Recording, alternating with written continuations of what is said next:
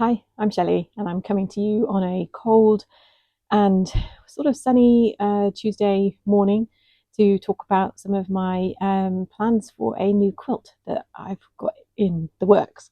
So I mentioned on a previous vlog about this quilt builder card deck that my son bought me for Christmas.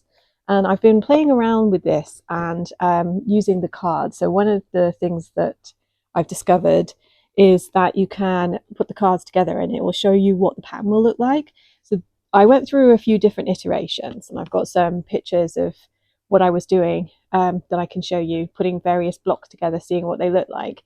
And then I put this together, took a photo copy of it, cut out a few extra blocks, and then I played with it around with it on Canva just to see what it would look like in a completed quilt. So I've got a picture of what that looks like. This is what I was thinking of doing for some To the Pink, what are they called, is a layer cake and a charm pack that I bought recently from a company whose name I forget, so I shall put it on the screen. And I didn't want to just cut into that fabric because it is kind of expensive and also very pretty. And I wanted to make sure that I knew what I was doing before I did it. So I had some jeans from my husband and I decided to give this pattern a go using his jeans. So that's what I have here. I had two pairs of jeans. One was sort of grey blue and the other one was a light blue. Unfortunately, one of them had stretch, which I didn't really figure until I was coming to actually quilt it because it was going all wrong for me. But and I this ended up being about 1 meter by a half a meter in the end, and I just backed it with some old bedsheet that we had. Putting this together, I did realize that it looks absolutely fantastic in a monochrome. However, I'm not sure in the multicolors of the To the Pink layer cake that I've got, whether it would have the same impact. I also, as you can see, I had a bit of trouble lining up some of my seams on this, but it reminds me of a Victorian floor, like a tiled floor in a Victorian house. And I do love how it came out, and it is just the right size to fit on one of our sofas in the living room. We've got sofas that are like Chesterfields, but they're not actually Chesterfields. So the bottom to the seats that you sit on are not in the Chesterfield style. And unfortunately, we've got a bit of damage because they are old sofas. And we've got a couple of holes. So I've been sort of using one of my other quilts on my bigger sofa, and this one turns out to be exactly the right length for the two-seater sofa. So I've been putting it on there, and my dogs absolutely love it, and it means I can take it off and wash it, which is great. So anyway, this was my tester, and I really love how that quilt pattern worked out. So that was these two here. This one is a pinwheel, but what I decided to do is on the back it tells you the dimensions of the pieces to do, and rather than cutting out the two squares that are required to make the pinwheel, I just created one single piece for that instead, and sort of worked out the maths roughly on how to do that so that I could fit them together. So I've got one big square, which means I can get the most out of my To the Pink fabric. So I also had a delivery from Simple Life Fabric. So Sarah at Simple Life, thank you for this. I've got some purple cotton, which I want to use as my sort of, the plain fabric to go in between to create some of the design lines, possibly the diagonal lines, the box I may do in the purple. So I'm trying to think of, I may not even use that pattern. I might do something completely different. But this is sort of my sashing and background fabric that I wanted to use. And then this gorgeous fun print here, which is a minky, I think. It's like a brushed cotton. Got loads of threads all over it there from the jeans, which is this purple and like fluorescent orange spot I've got as being the backing. So, and I'm really pleased with that. I just need to stick them both in the wash, I think.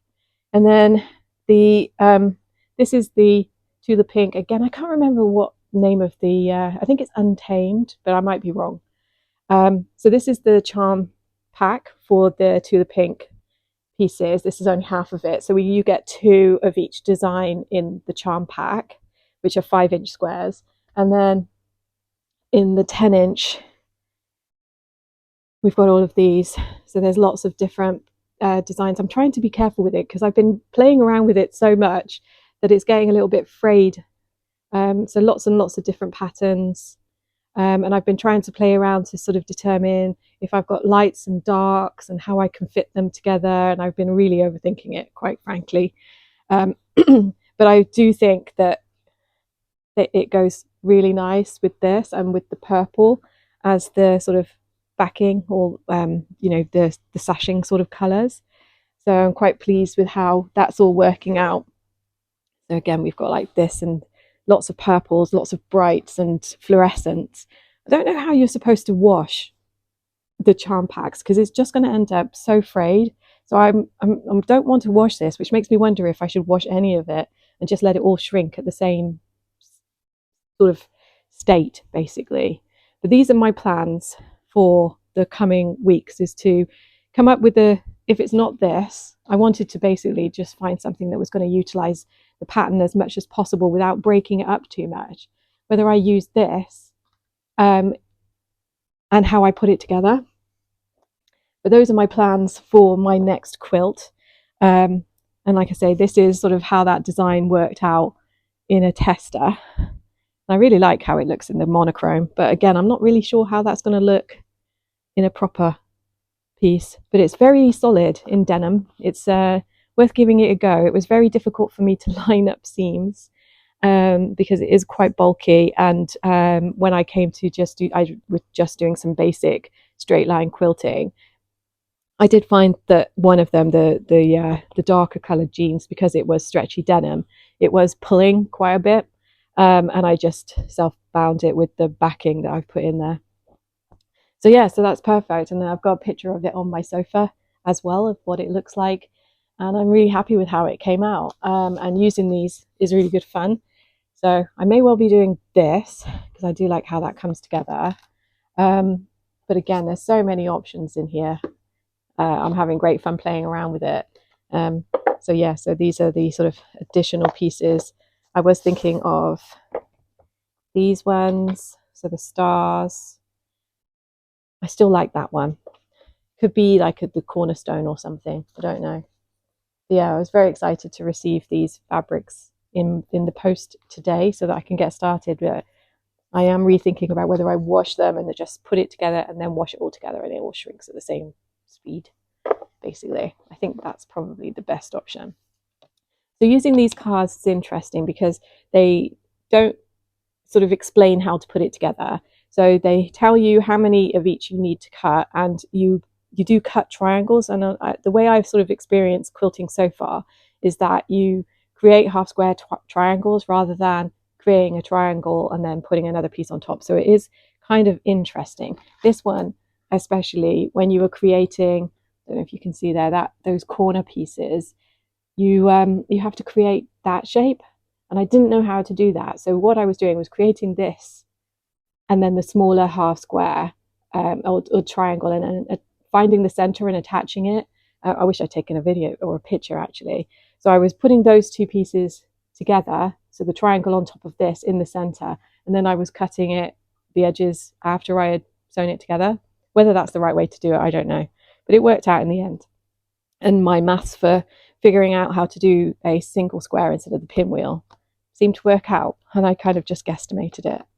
So anyway, quick update from me on future quilting plans. Let me know what you think, and if you think this pattern will work for the brightly coloured Tula Pink. Like I said, I think it's untamed. So there's lots of different patterns and colours. Love that one, that are in this. And I'm hoping that I shall be able to make a cohesive quilt from it. I'm sure it will look lovely. But yeah, so I went with purple for the background. I was thinking black at first to make it all really pop, but the purple just looks fantastic together. So anyway, let me know what you think, and I shall keep you updated on my progress with this and how it goes on. That's it from me for this week. I'll see you next week. Bye.